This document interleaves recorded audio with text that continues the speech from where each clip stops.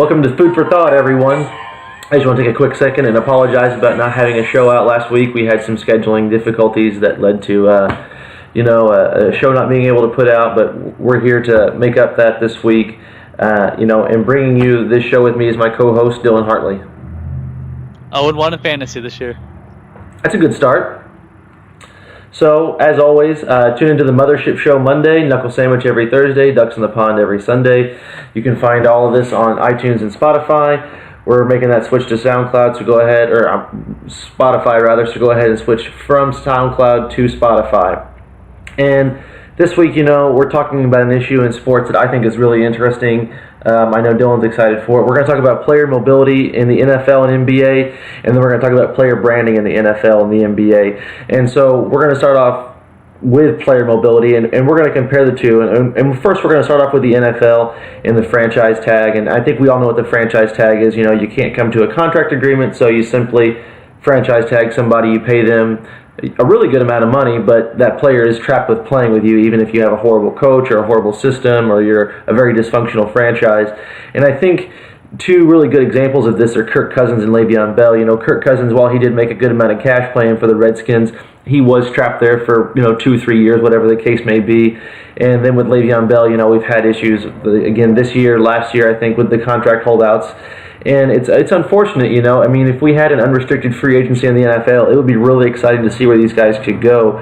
With Kirk Cousins, he is on the Vikings. They look great week one. I don't want to overreact, but to say that they could go to the Super Bowl is, definitely plausible. But I just think, if he had the opportunity to leave when it first happened, and he could have been on Minnesota last year, or even, before Jacksonville decided to go ahead and pay Blake Bortles, he could have joined the Jacksonville Jaguars on their team last year. So you think about these really kind of ideal situations that could have been created, and, unfortunately it just didn't happen. And then the same thing with Le'Veon Bell, too. The Pittsburgh Steelers look serviceable and definitely okay without him, but think if he was able to join a team like, the Patriots, the 49ers of this year, the Titans of this year. I think those would be really good matchups for him, given his skill set and given their kind of offensive scheme and line situation. So, Dylan, go ahead and tell me your thoughts about the franchise tag in the NFL. I'm kind of indifferent on that. You see what's kind of the NBA kind of brings with their unrestricted free agency, and the NFL with this franchise tag.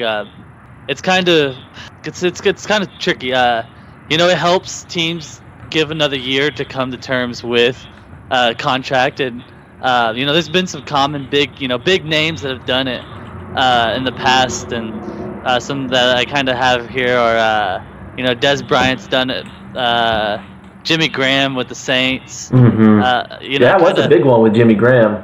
Yeah, and it helps. It really does. It helps give another year for options for a team to kind of come to terms to a contract.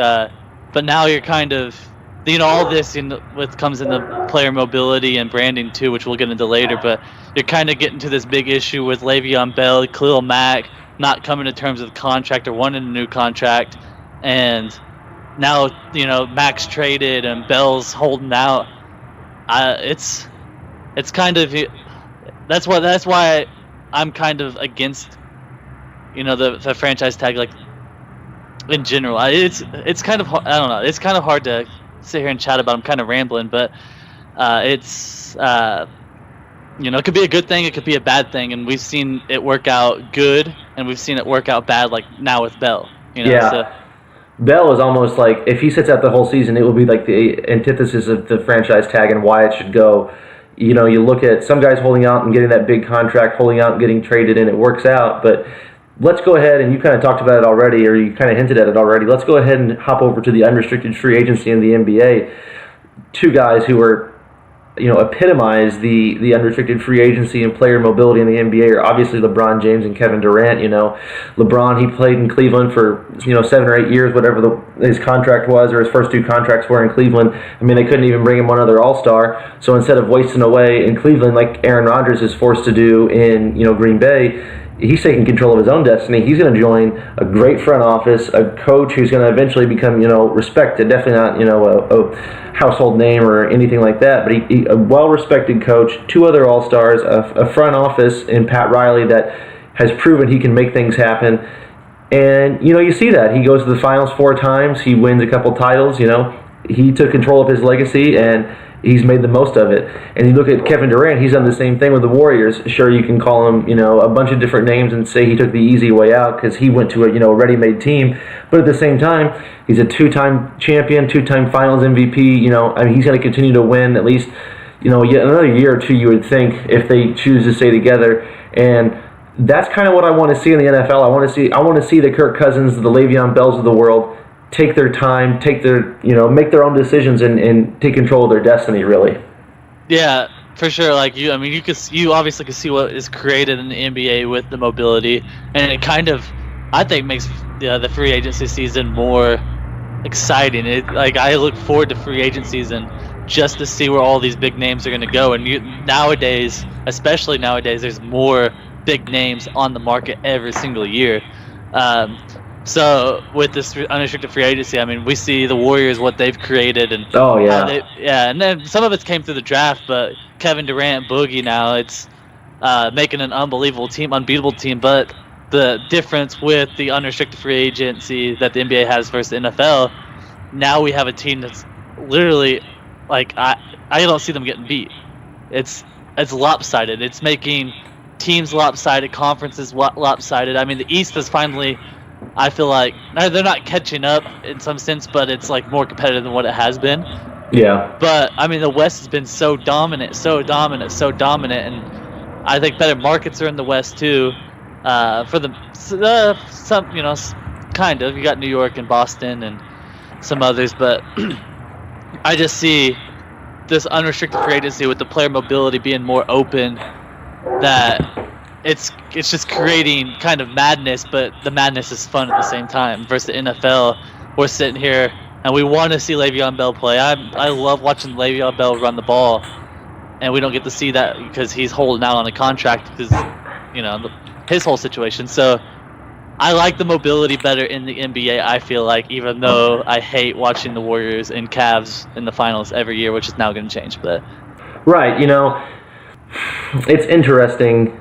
You talk about how you don't like the lopsided kind of conferences and stuff like that, but at the same time, I think Kareem Abdul, made the right decision in a better story and a better franchise to the Lakers, leaving Milwaukee, and you can find situations like that all throughout the history of the NBA. Now they're a lot more common than they are now, but the West, has been better than the East for all of my lifetime, at least 24 years. So I don't know if the unrestricted free agency is to blame for that. You look at the guys who the West drafts. They draft guys: Blake Griffin, Steph Curry, Klay Thompson, Durant, Harden, Westbrook. You can go on and on and on. And the amount of players that are good players that get taken in the draft in the West seem to be why, at least in my opinion, why the West is better. But let's go ahead and switch over to that, and we'll talk about the roster size in the NFL. The full roster size in the NFL is 53 guys, and the cap room as of right now is $177 million. And you compare that to the NBA, who they can have a roster size. The minimum roster size now is 15. The NBA introduced what's called two-way contracts, where guys play on NBA contracts. 2 guys play on NBA contracts on their D-League team, and they're two-way contracts. So it's essentially you have a 17-man roster. So there's a lot less players, but then at the same time, the cap room in the NBA ranges from $100 million to $119 million. It depends on your soft cap, your luxury tax, all those different things in the NBA. I'm not going to get into all that, but what I noticed, and you can tell me what you think about this, what I noticed between the two is the roster size. They're so vast. They are so different, The NFL has 53 guys, and the most an NBA roster can have is 3 less than 20, They're not even getting close to half. But then you look at the money, and it's roughly just a few tens of million dollars away from each other in cap. So there's literally less money to give out per player on your roster. Dylan, what are your thoughts on that? Yeah, it's kind of interesting. I don't know the complete logistics on how much they break down money that a team brings in, Mm-hmm. and I do know the cap and all that good stuff. But it's kind of interesting that it is. Well, I cannot remember for the life of me too is who in the NFL is saying that they're saying that they want it in NBA contracts. But that was kind of a story, and they were talking about not the kind of like a player strike for better contracts and stuff like that. But that could have went down to the the whole guaranteed contract, not guaranteed contract, stuff like that. But I didn't realize that's only tens of millions difference, but that's still kind of a lot of money, Mm-hmm. And NFL players are shooting for that contract, that NBA contract, and they want to be paid like NBA players. But then again, an NFL team has to pay 53 people, and they have a practice squad that they pay people. Yeah. And they go through people, and they have a minimum contract. I mean, there's so many injuries that you're basically paying a new guy a minimum contract, and probably a new couple guys a contract weekly. Yeah. So I feel like more money goes through the NFL with all the players and all the contracts they have to sign than it does the NBA, even though the NBA pays their players better, but it's also they're paying 15 to 17 people versus paying 53 people. Right, they have less mouths to feed, so to speak. Yeah, and on top of that, in the NFL, the preseason, they can get up to 70 something people, and they have to pay those 70 something people the minimum. Yeah. So that's kind of where it's at on my perspective. It's like I see why the NBA pays their players more with less people. Yeah. But the NFL has to pay more people, so it's kind of like you can't pay the NFL better, even though I think the NFL probably as a whole makes just as much or if more money. Yeah, I would definitely. I mean, I don't have these numbers in front of me, but I would definitely think the NFL outnecks the NBA. But two things on this before we switch to topics again. The CBA for the NFL is going to be the way it's set. I think that in a couple years, 2 to 3 years, the NFL cap's going to jump from 177 to 200, so there's more money to pay there. But yeah, it really, I think, comes down to the discrepancy of roster size. I mean, at most they can have 17, and in the NFL they got to have 53 guys. So it's just there's more mouths to feed. But yeah. And this is one thing you touched on already with the roster size too, is non-guaranteed contracts in the NFL. And I have one example of that, and then I just want to give kind of an analogy on that as well. The whole non-guaranteed contracts. This year, Randall Cobb, there were whispers that he could be cut. He wasn't having an impressive training camp. I don't know his preseason numbers, but it's the preseason, so I'm not going to put too much weight into that. But if the Packers decided to cut Randall Cobb, he's making in total, when you have the salary, the bonus, everything, it all adds up to about $12 million for a total cap hit this year for the Packers. If the Packers chose to cut Randall Cobb this year, they would have saved $10 million. So that's Randall Cobb's going from 12 to literally $2 million.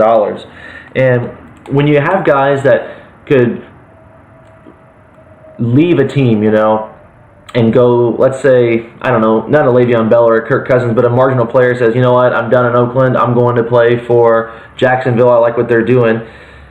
A guy is going to be much more reluctant to uplift his family across the country like that, especially if he has kids, because what if he goes there a year and he gets hurt and gets cut and then loses out on 85-90% of his contract? That's another deterrent of player mobility in my mind, is these non-guaranteed contracts, because you do all this change and then you change family and situationally, and then you do all this change and then you're cut and your salary isn't what you agreed to. I think that's a huge deterrent. Tell me your thoughts. Well, yeah, that's kind of what we were chatting about earlier. Well, not before we started, but you have a guy like you said, Randall Cobb, who can get his contract at the snap of a fingers, the GM's fingers, from $12 million to $2 million. But in the NBA, the Grizzlies signed Chandler Parsons to $25 million guaranteed per year, and he's got 2 more years left on that contract, and they can't get rid of the contract.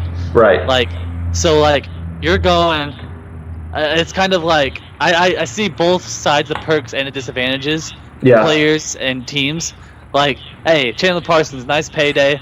He's gonna make that money, and he can play the shittiest basketball he wants. But Randall Cobb's sitting here, and he's gonna have to take a beat down just to get paid. Right. He's gonna have to struggle and fight through struggles. And as all these people listen to our show, if you've played sports before, you're gonna have a slump. You're gonna have a struggle for a little bit, and you know how hard it is to fight through that sometimes. In the NFL, they can just say, "Hey, you're done," and take your money. Yeah. So that's kind of like, there's perks and disadvantages. Like, the perks is for the NFL teams, or hey, you could be gone at the snap of my fingers, and the NBA team, the disadvantage is, hey, I got to deal with this contract, and the players it's kind of flip flop. Right. I agree. And, you just the words out of my mouth, I was going to talk about Chandler Parsons. He's going to make roughly $25 million these next 2 years on his last contract. And, it's interesting to kind of think about, let's take an NBA contract today, in today's game, and put it in terms of the NFL and, their mindset and their financial structure. Let's look at J.J. Redick the past 2 years. He signed one-year deals for like $24 million roughly. It's 1 year deal, so it's not going to, hamper the 76ers a lot. But in the NFL, J.J. Redick could have a bad training camp, and then week 1 of the preseason gets hurt, misses the whole season. The team says, well, he's going to miss the whole season anyway. We're not going to pay all that money. They cut him, and then, J.J. Redick loses out on a nice chunk of change. If that were to happen in the NBA, his contract is still there. So I think that's, in the employer-employee relationship, I'm always going to side with the employee, even if it's going to leave a stink in your mouth or a stink in your nose, like Kawhi Leonard's situation where he just chose not to play. But you're comparing billionaires with millionaires, and a lot of times that those billionaires are old money and the millionaires are new money where they don't have that accumulated wealth. So I'm always going to side with guys like Chandler Parsons. They signed to their contract. I don't think you should be able to take their money away, but at the same time, as an employee, if you feel like you're outperforming your contract, I'm going to support you in wanting to get paid, get your fair compensation. And I realize that's kind of one-sided and it can go both ways, but that's just where I lean on the situation. I'm always going to be pro-employee in every situation just because there is that level of wealth on both sides, and it's not very equal, Moving on from, I think we covered player mobility to quite a good length there, and we're going to hop over and do player branding now.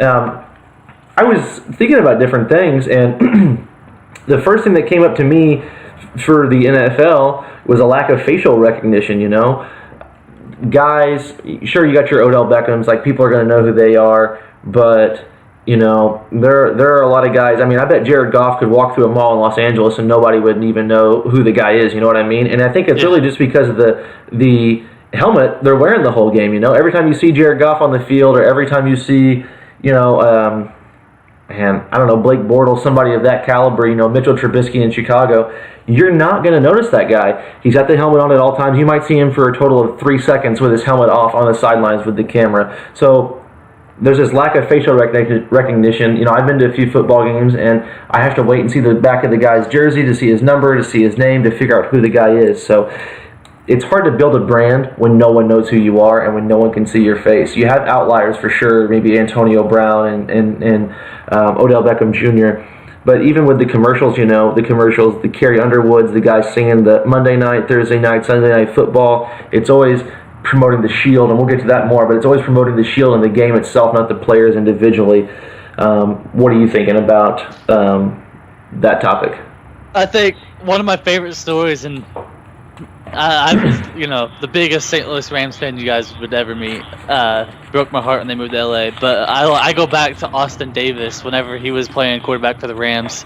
And I don't know how many of you guys remember him, but it's in that shuffle of almost Brown-like, Cleveland Brown-like quarterback switching for the Rams. But Austin Davis couldn't get through the security because the security had no idea. The security that worked in Edward Jones Dome had no idea who Austin Davis was.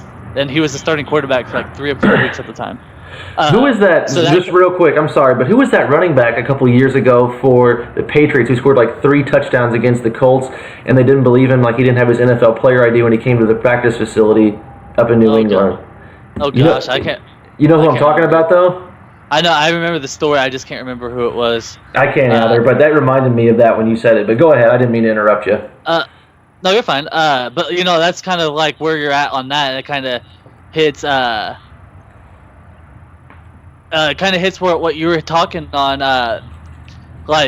You don't know who they are. You don't see their faces. I think the main way you see players' faces, and honestly, like the way I know players' faces is playing Madden. Like because their faces, right. Their faces are always on the screen. Always on the screen. And I watch a lot of football, so I kind of see their faces outside of Madden too. But you don't see the commercials that you do and I'm gonna go back to compare to the NBA. You don't see you see how many commercials with Steph Curry in them, and the Chris Paul commercials. Like you saw players doing commercials like that, And the helmet, and if they are in commercials, a lot of times they might have helmets on. Like there's some like hair commercials where they're wearing a helmet. They take the helmet off, they have perfect hair, you see their face for 2 seconds. But it's just kind of how that is. It's they don't get their face as recognized as much as NBA players do. Yeah, I agree, and that'll take us over to facial recognition in the NBA. You look at certain guys in the NBA. You look at LeBron. You look at James Harden, Russell Westbrook, Chris Paul. You know, there are a number of different guys out there, but they have no mask on at all, or they have helmet. You know, they have no helmet on, but at the same time, you know, their usage rate is so high, and so they had nothing blocking their face. They had the ball in their hands for so much of the game. There's no way you could not know a lot of these guys. There are a lot of guys who I could really walk in my back door and they could be marginal players in the NBA and I would know who they are just because you see their faces so much. There's nothing blocking it. They get the ball pretty often. You know, and then the commercials, you know, you talked about it. There are a handful of guys. I think of Troy Polamalu and Odell Beckham Jr. who do commercials in the NFL, and it's always for Head and Shoulders because of the hair, like you said. But you got guys like Trevor Ariza appearing in State Farm commercials with Chris Paul and James Harden. In no other league does that happen, not even in the MLB, you know? I mean, guys, they just get this recognition because you can see their face and you see them so often throughout the course of a game. Yeah, it's kind of incredible because, you know, actually right now the Rams-Raiders just started and I got it silently over here off to my side. And I'm looking at the players of the Raiders' faces, and I think that's the first time I've ever seen Amari Cooper's face. And I have his jersey. I had it hanging on my wall. You know, I have his jersey. You know, I'm a fan of Amari Cooper. I like watching him play. I think that's the first time I've ever seen his face. So it's just kind of how that is, and like I'll sit here and and you know, we're watching the NBA and we see everybody's faces too, and that's kind of what I was going to hit on. Back to that just for a quick second is, you know, there's players that we just talked about Chandler Parsons' contract, and you know, I could recognize Chandler Parsons if I saw him. I mean, besides him being probably 6'10", if I just saw him at a 5'10" version of him, I could tell you that's Chandler Parsons right there. Right, you know, right. Well, you know, the next thing I kind of hinted at it a little bit with the commercials and stuff, but, you know, in the NFL, it's really a shield-driven league. They try to promote the brand of the NFL itself versus the players, you know.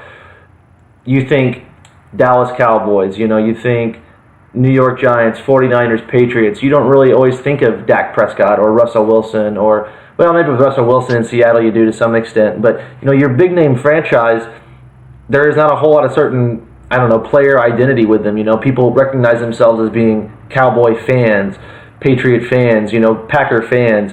And it's interesting because it seems like in the NFL, fans love the teams, whereas in the NBA, because there is such a high facial recognition, you know, the player branding with commercials and different things, that it seems like fans love players, you know. Leighton is the one who does the Mothership show on Monday. Leighton's a huge LeBron fan. It didn't matter when LeBron was in Cleveland, Miami, back in Cleveland, or now in LA, you know, he's a LeBron fan, so he's going to follow him wherever he goes.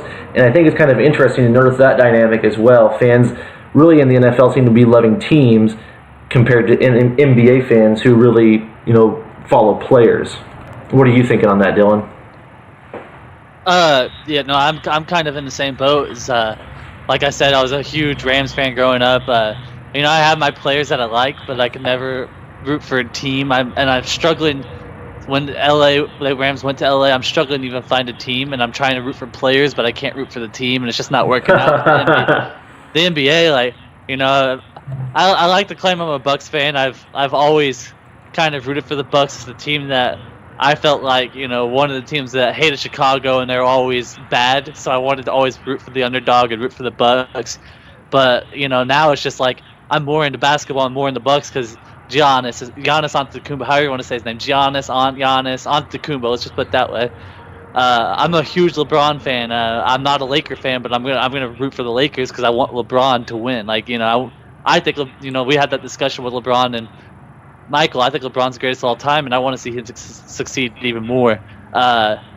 It's definitely a shield. I mean, you explained it really well with the Carrie Underwood coming on and singing Thursday night, Sunday night, Monday night football songs, whatever whatever song she was singing at the time and whatever song she still sings. Right. She, even the pregame for the NFL, like those robots fighting, it's all NFL robots. They don't have actual players on there. But you watch a pregame thing for the NBA, like a Christmas special or something like that, and I mean, all they're showing is the star players that are going to go at it that Christmas day. So, Right. the NBA, and we're going to talk about this next, so I'm not going to give it away yet. But the NBA allows more freedom Yeah, for I the agree. players. In NFL, I mean, the NFL banned celebrations and re-amped celebrations just because people were so mad that they couldn't see their favorite players celebrate, and they thought it brought more fun to it. I think the NBA, especially with the change to silver, Adam Silver, has been a more fun league in general. I agree wholeheartedly. Roger Goodell, I mean, he is not my favorite commissioner by any stretch of the imagination, but I think Adam Silver coming in from day one, he handled the Donald Sterling issue well, and he's kind of been, I don't want to say like progressive, but he has been really forward thinking in his actions and his policies with the NBA and its players. And you talked about it there for just a second, but let's go ahead and hit on it now all the way. In the NFL, in my opinion at least, there's a huge lack of personal expression. Guys can't wear. You remember last year OBJ wore the Joker gloves where you put the hands together and make the circle or whatever. He had the Joker smile. Couldn't wear those in a game. Brandon Marshall has wanted to wear certain cleats for, I think it's individuals with borderline personality disorder. There have been people who want to wear customized cleats, different colors, or supporting different causes in the NFL. NFL says no. You got to wear your team-driven, team-color cleats, and in my opinion, that's really sad on the NFL's part. They do the whole breast cancer awareness month, which is great, but I want to see them take it to another level and really let the players express themselves and support causes that they find important. Tell me what you think. Well, I did see something, and I don't know exactly when or if it's going to come into effect, but they're bringing it up to where Marshawn's a beast, by the way. They're bringing it up to where they get to. He just had 10 Rams on his back going into the end zone right there. They're bringing it to where they are going to be able to wear the cleats. They didn't say anything about the gloves, but the cleats I think they're going to pass or give them a certain, like after a certain period or a certain month. I don't know exactly. I just saw that it was supposed to be happening or going to happen soon. But I think it's absolutely ridiculous. They need to fix that because players are trying to express themselves. They don't get the recognition as it is. Going back to Marshawn Lynch, how much did he get fined for wearing his Beast Mode hat at a press conference in the Super Bowl? Yeah. Yeah, come on, it's his own brand. I know that it goes up against the NFL, merchandise, but the NFL makes so much more money than that Beast Mode hat will, and hell, I didn't even recognize the hat till he got fined for it. Right, they were like, oh, he didn't wear proper NFL attire to the press conference. He's fine. It's like, dude, nobody even noticed that besides whoever from the uppity up at the NFL. But let's go ahead and talk about the player expression in the NBA. There are pages on Instagram that I follow, and they'll even promote them on Bleacher Report and Slam Online. They'll be talking about player outfits, what they wear to the pregame, and that is like a huge, I guess, phenomenon would be a good way to put it. That's developed in these past 2 to 3, 4 years. People want to know, what is Russell Westbrook wearing to the game? What did LeBron wear to, the courtside to the Lakers Summer League game? He wore a pair of Lakers shorts and LeBron one's purple, and people just blew up on social media about it. And I mean, that's just huge to me because never would you hear about, I don't know, let's think of Russell Wilson or Odell Beckham or Le'Veon Bell, Todd Gurley. No one really cares what these guys wear to the game, showing up. I mean, I guess maybe the only outlier to that is Von Miller. Von Miller has found a pretty good niche and role for himself in Denver with the whole cowboy hat and that kind of persona. But even taking it into the game itself, you got the LeBrons, you got the KDs, the Steph Currys, the Jordans. Players have their own signature shoe. You don't really see guys having signature cleats. And then on top of that, they have the in-game shoe creativity. You got the certain colorways. You got the Kyrie's with the Wheatie box and all this different stuff, and then you got the Martin Luther King Black History Month shoes that a lot of signature shoes let out. So it's really kind of sad, in my opinion, the amount of freedom that these NBA players have compared to these NFL players. It is. I think it is ridiculous. And Von Miller, I think he has his own fashion line now, but He's definitely like the outlier though in NFL players. And then you have 53 per team, 32 teams, and he's the only one that we could think of. Right. And you can think of all the guys that dress up in the NBA and have their own shoes and get their own shoe deals. Right. I will throw out there that Jimmy Garoppolo just signed a pretty hefty Jordan contract. Oh, so, really? But that's only, outside of a few other big ones that probably signed with like certain little things, you don't. Yeah, like your local metro station or something like that in your city. Yeah, but you don't see that. You don't see that now. It's like, hey, which NBA player is going to sign with who when they come in? Like, three rookies. I think Ayton was one of them. Signed with Puma. Like, right. You hear these type of things in the NBA, and we just said two guys. One signed with Jordan, and one has his own dress line and dresses up like kind of like a Russell Westbrook, like you brought up. Out of all the players in NFL, that's all we could think of. In the NBA, we can sit here and list everybody's shoe deals, everybody's brands. And one issue that we kind of brought up last week is Kawhi Leonard's upset, because he's not really been recognized. Right. He's, and his shoe deal's not that big compared to James Harden, even though we collectively agreed that Kawhi's better. But the issue with them is they're arguing over whose shoe deal is bigger. In the NFL, we can't even tell you who's got a shoe deal because they can't wear their own shoes. Right. And they get fined for wearing the shoes. Yeah, I know. That's the thing. Not only can you not wear it, they're going to take away a piece of your salary from that contract that's still not guaranteed, and that's really unfortunate. Yeah. But, I think this is, out of all the topics we've done so far, this one's probably the most interesting to me. It's one I think about often, player mobility in the NFL and NBA, and then player branding in both the leagues. So it's really interesting to me, and hopefully, there is some progress that gets made for these NFL players with the cap room and the personal expression, and then hopefully at some point the guaranteed contracts. But Dylan, before we sign off, do you have anything else you want to add? Like I said, guys, send us a tweet, send us whatever you got to do, a direct message or something. Let us know what you want to hear. Talk to us about what you hear this week. Like, we want to know what you think about what we've talked about, because this has definitely been my favorite show. I think the first couple were little warm-ups to a show like this, and we're going to keep bringing you stuff like this. So let us know, talk